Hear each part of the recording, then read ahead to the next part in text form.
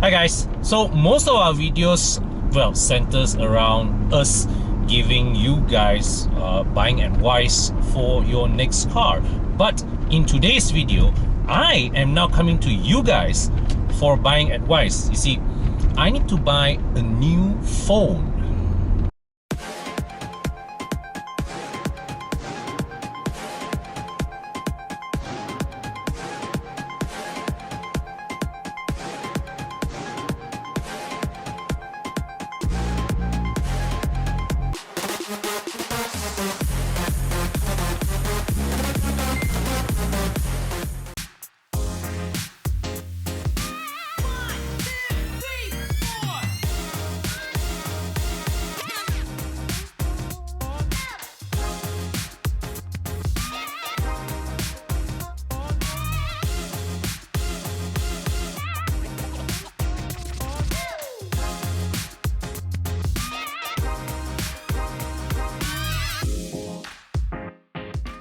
Alright, so this is my current phone. It's a Samsung Galaxy Note 9. And what happened recently, the screen turned green on me.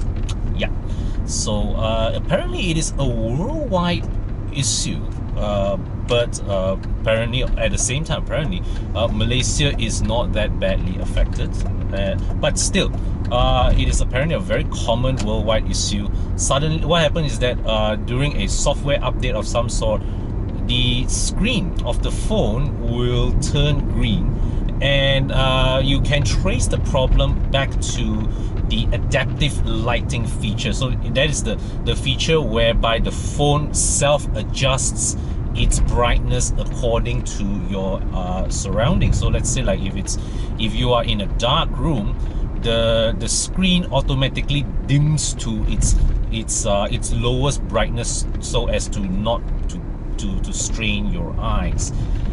Yeah, so the thing is that once you activate the adaptive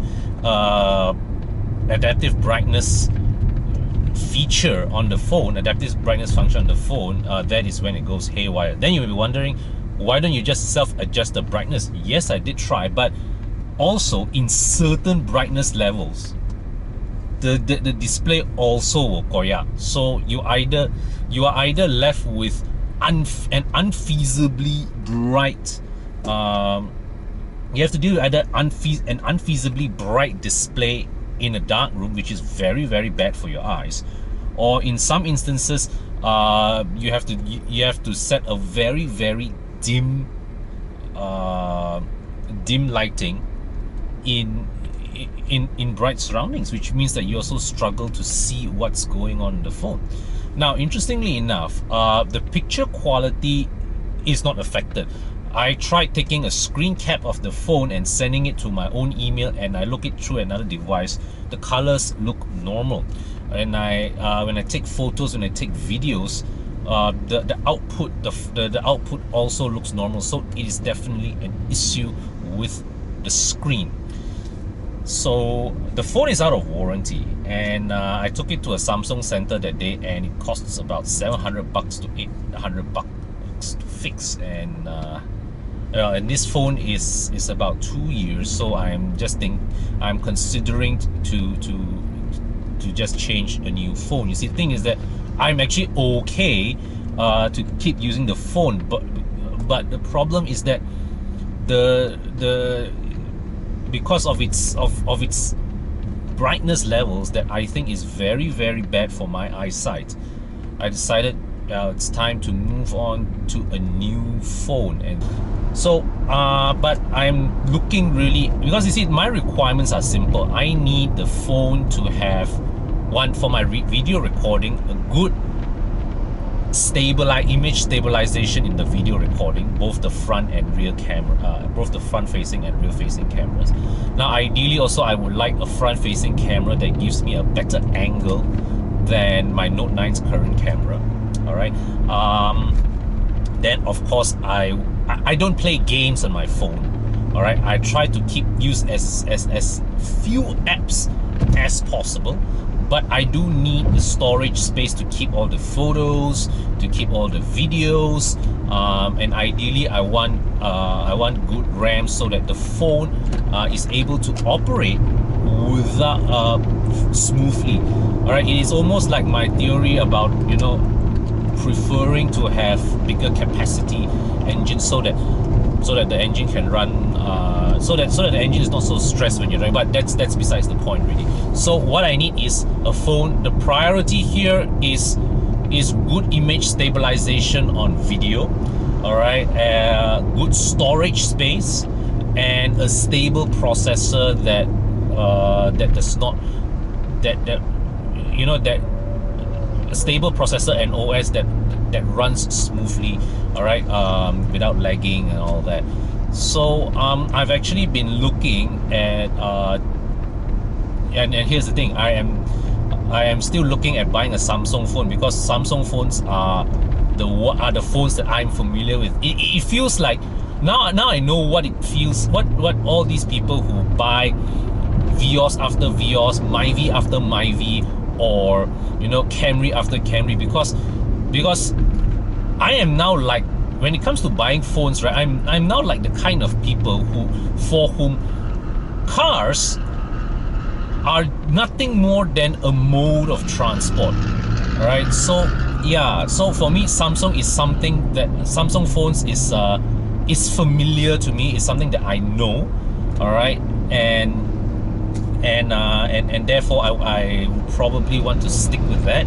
But of course, if anybody knows of an alternative, do let me know. I'm still preferring to stick with Android. So Apple phones are, well, not under consideration at the moment.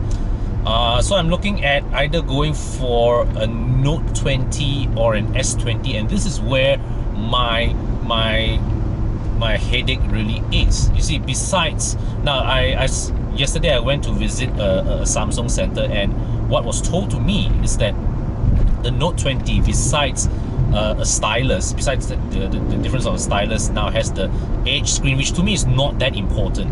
All right, has a slightly better chipset, newer chipset, better battery life, and what's some more?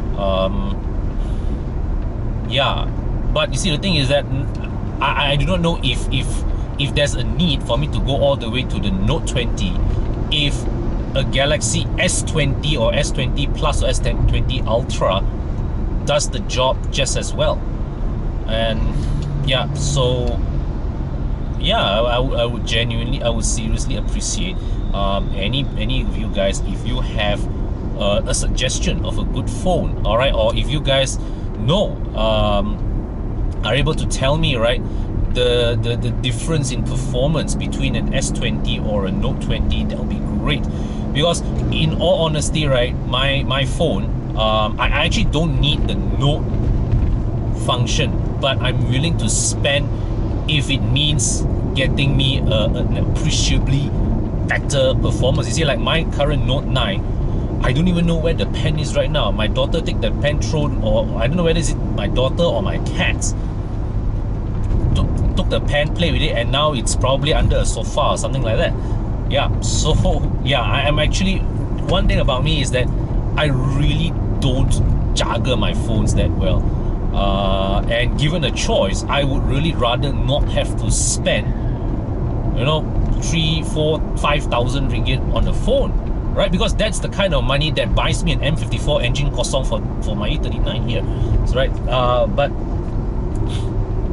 But yeah, but it's something that I need for my work, and it's an area where I don't have a lot of expertise on. So really appreciate it if you guys can help me out here. All right, drop me a line in the comment section below, and I look forward to hear from all of you. Cheers. Now, as we all know, Pacific and Orient's Pro Mileage plan allows you to save up to 40% of your car insurance renewal if your mileage does not exceed 5,000 kilometers per year. But do you know that even if your mileage exceeds the 5,000 kilometer mark, you can still benefit from that plan. Now, this is because P&O allows you to top up to the next coverage level without needing to incur any extra charges. So you can think of this as something of an interest-free installment plan for your car insurance. Just pay as you drive. So take me for example, the amount I save from insuring the S-Max with Pro mileage freed up extra cash flow for me to repaint the wajah. Log on to poitoucom or call the number on your screen now to find out how much you can save off your next car insurance renewal.